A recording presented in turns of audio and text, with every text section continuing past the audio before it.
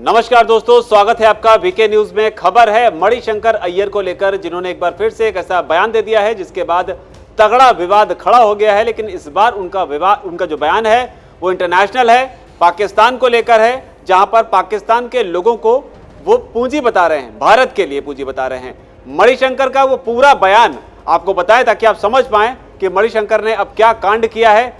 उस पर चर्चा करने के लिए हमारे साथ में वीके न्यूज के executive editor Diwakar Vikram sir मौजूद हैं। उनसे एक सवाल लेकर समझने की कोशिश करते हैं कि मणिशंकर अय्यर ने फिर ऐसे मौके पर बयान दिया है जब चुनाव करीब आ रहे हैं। 2014 में भी बयान दिया था जब मोदी को नीच कह दिया था। कांग्रेस के नेता हैं, कहीं ऐसा तो नहीं मणिशंकर अय्यर जो है वो कांग्रेस के नेता हैं लेकिन बैटिंग बीजेपी के लिए कर रहे हो, क्योंकि फायदा अल्टीमेटली बीजेपी को होना है। खैर शेखर, ज़्यादातर लोग यही कहते हैं, लेकिन मणिशंकर अय्यर मजबूर हैं क्योंकि वो अपने आप को मानते हैं कि उनसे बड़ा राजनयिक मामलों का जानकार कोई नहीं है। सवाल ये है कि हैं, ये भी मानना चाहिए वो हैं, लेकिन आप उस देश को और उसके लोगों को आप पूंजी बता रहे हैं। हम भी तो मानते हैं, हम तो वसुधैव कुटुंबकम के नीति पर चलते हैं, ये क्यों भूल जाते हैं। बट वहाँ ये मणिशंकर अय्यर हैं जो पाकिस्तान में जा कर के वहाँ बैठते हैं और वहाँ बुद्धिजीवियों के बीच में बैठ के कहते हैं कि मोदी को जल्दी हटाइए क्योंकि ये आदमी तो सामान्य होने ही नहीं दे रहा है संबंध। ये कौन सा राजनयिक मिशन है, आज तक मणिशंकर अय्यर नहीं बताए। और इस राजनयिक मिशन में एक है कि बहुत मजबूत पाकिस्तान भारत के लिए बहुत ज़रूरी है। तो पाकिस्तान पिछले 9 सालों में तो बहुत मजबूत नहीं है। ये आपने सही जिक्र किया कि भारत के लिए बहुत जरूरी है। दर्शकों को पहले उनका पूरा बयान बता देते हैं ताकि वो भी इस पूरे डिस्कशन में समझ पाएं कि हम चर्चा किस चीज़ पर कर रहे हैं। दरअसल मणिशंकर अय्यर जो है किताब लॉन्च के मौके पर पहुंचे हुए थे और यहीं पर मणिशंकर अय्यर ने पाकिस्तान के साथ बातचीत की बहाली की पैरवी करते हुए कहा है कि जब तक ये पड़ोसी देश हमारे गले की फांस बना रहेगा तब तक भारत दुनिया में अपना उचित स्थान हासिल नहीं कर सकेगा। मणिशंकर अय्यर के बयान के बीच ये भी समझिए कि मणिशंकर अय्यर जो है 1978 से जनवरी से लेकर 1982 तक भारत के महावाणिज्य दूत रहे हैं। अय्यर ने अपनी आत्मकथा मेमोयर्स ऑफ मैवरिक में पाकिस्तान में बतौर राजनयिक अपने कार्यकाल को एक पूरा अध्याय समर्पित किया है। उनकी ये नई किताब जो है वो बाजार में बिक्री के लिए आ गई है।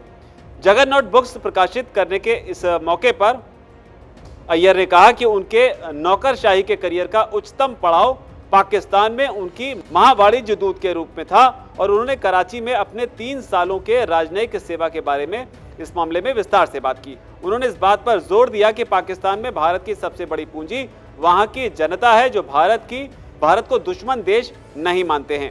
अय्यर ने बताया, पाकिस्तान में बतौर राजनयिक तैनाती के पहले 2-3 हफ्तों के लिए भीतर हम एक दिन रात्रि भोज से वापस आ रहे थे। उस समय मेरी पत्नी सुनीत ने मुझसे एक सवाल पूछा, ये एक दुश्मन देश है? ये सवाल कराची में रहने के दौरान मेरे दिमाग में गूंजता रहा। उनका कहना था कि मैंने वहां अपने 3 वर्षों के दौरान खुद से ये सवाल पूछा। पाकिस्तान से वापस आने के बाद पिछले 40 वर्षों में मैं खुद से ये सवाल पूछता रहा।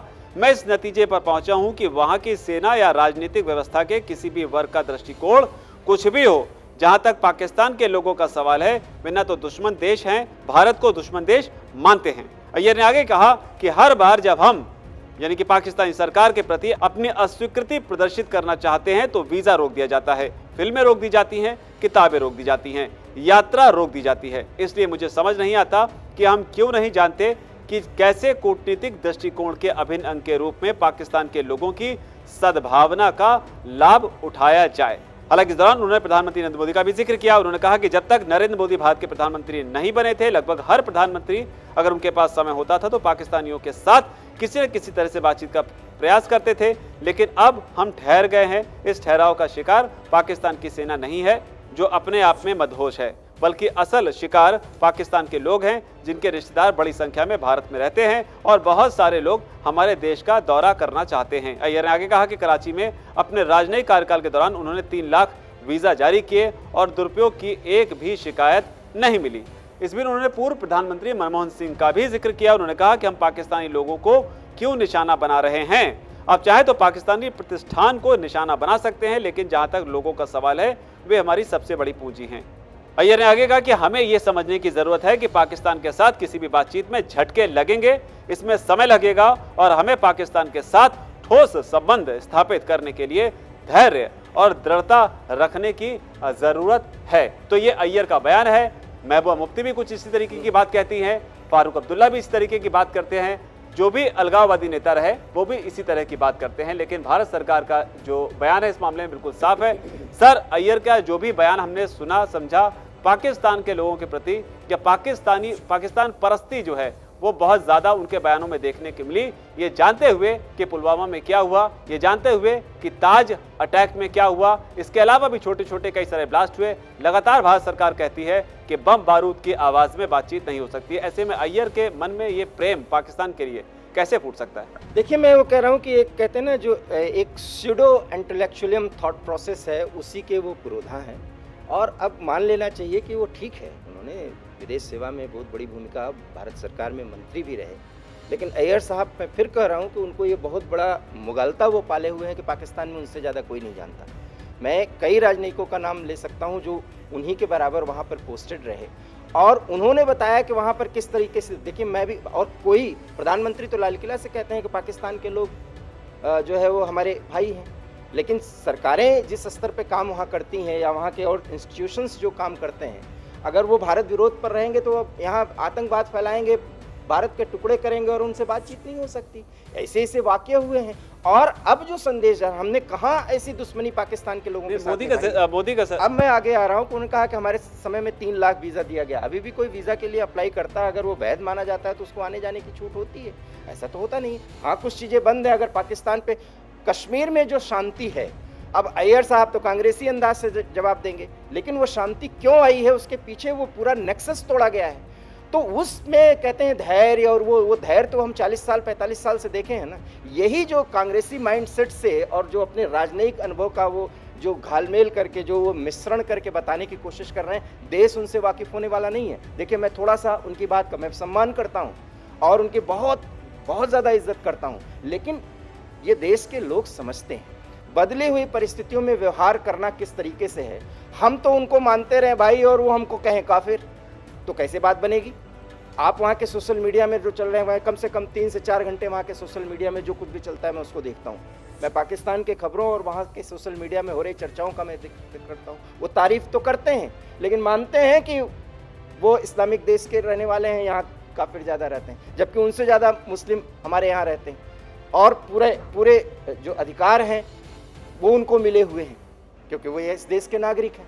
वो नहीं स्वीकार कर, और ये स्वीकार करते हैं कि मोदी के नेतृत्व में भारत आगे गया क्योंकि वहाँ पर देश के लिए काम होता है। ये बात अय्यर साहब को नजर नहीं आती। एक और चीज़ अय्यर साहब ने कही यहाँ पर कि प्रधानमंत्री नरेंद्र मोदी के आने के बाद में पाकिस्तान के साथ में रिश्ते खराब हुए। प्रधानमंत्री वहाँ पर चले जाया करते थे, मौका मिलते थे, बात कही। शायद वो भूल गए, जब पीएम बनते ही उन्होंने जिस तरीके से अचानक से वो पहुंचे थे, भूल गए कि प्रधानमंत्री नवाज शरीफ से बात करने गए थे और एक कॉल पे गए थे, और मोदी ने पहल और मोदी ने पहल की थी। अफगानिस्तान से वो लौट रहे थे और वो उनको कहा वो नहीं, वो जाएंगे। और सुषमा स्वराज तत्कालीन विदेश मंत्री, उन्होंने कहा कि जाना उचित नहीं होगा, उन्होंने कहा नहीं जाएंगे। वाजपेयी जी गए थे लाहौर, क्या मिला?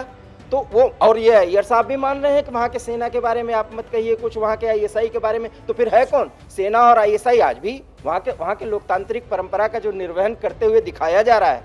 किसी एक पूर्व प्रधानमंत्री को सिगरेट के जेल में डाला गया, वो सेना का प्रमुख ही चाहता है, ISI का प्रमुख चाहता है, इसलिए डाला है कि शहबाज शरीफ की या जो एक्टिंग प्रधानमंत्री है उसकी हिम्मत है। या वहाँ पे एक कश्मीरी आतंकी की पत्नी को मंत्री का दर्जा दिया गया, क्या ISI और बिना सेना के इशारे पर किया गया? ये अय्यर साहब को नहीं अय्यर साहब को ये समझना चाहिए कि इस मीडिया के जमाने में जब सोशल मीडिया इतना एक्टिवेट है, तो अय्यर साहब जितना एनालिसिस कर रहे हैं, देश की आम जनता भी उसको एनालिसिस करना जानती। तो यहाँ पर और ये देश की जनता की चाहत होती है। यहाँ पर अगर सर वो लोग जो ये कहें कि शायद कांग्रेस पार्टी की ये स्थिति होने के पीछे अय्यर जैसे ही वो पुराने नेता हैं जिन्होंने एक तरीके से कांग्रेस पार्टी में सेंध लगा दी। और सबसे बड़ी बात है, अय्यर साहब ये भूल जाते हैं कि उनके अतिरिक्त भी कोई विदेश मामलों का जानकार है। वो क्यों भूल जाते हैं? यहाँ वो अपने कांग्रेसी माइंडसेट से, आप थोड़ा सा धरातल पर आकर के बात करिए। आपके अनुभव की हम कद्र करते हैं, हम इज्जत करते हैं, लेकिन इसका मतलब है कि आप जो परसेप्शन रख रहे हो, जो आप कॉन्सेप्ट बता रहे हो कि वहां के लोग, कौन कहता है कि पाकिस्तानी हमारे, आम पाकिस्तानी हमारे दुश्मन है?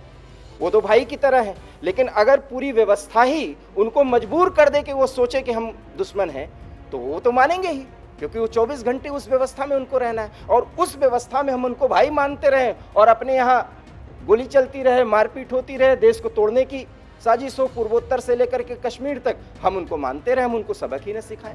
हमने ऐसा क्या कर दिया? कोई अटैक किया हो, सर्जिकल स्ट्राइक होता है, जब वो दुस्साहस करते हैं होता है, क्योंकि जवाब मिलना चाहिए। हमने तो पाकिस्तान के टुकड़े करने के नहीं सोचे। मोदी खुद कहते हैं इस मामले में कि छोड़ो पाकिस्तान की क्या बात करना, वो तो क्या मरेगा अपनी मौत और हम आगे चलते हैं। तो ये बयान प्रधानमंत्री मोदी का खुद है। हालांकि जहां तक मणिशंकर अय्यर की बात है, उनके अनुभव का सर ने भी जिक्र किया कि रेस्पेक्ट करते हैं, लेकिन अपने अनुभव के साथ भारत की विदेश नीति को भी दिमाग में रखकर अगर वो बात करें और बदली हुई परिस्थितियों को भी ध्यान में रखें, तो शायद कम से कम उन लोगों के प्रति सम्मान होगा जिन लोगों ने पाकिस्तान की ओर से किए गए आतंकी हमले और पीठ में जो छुरा घोंपने का काम किया है, उसमें लोगों ने जान गंवाई है। उनके परिवार वालों को कम से कम थोड़ी सी इससे तसल्ली मिलेगी।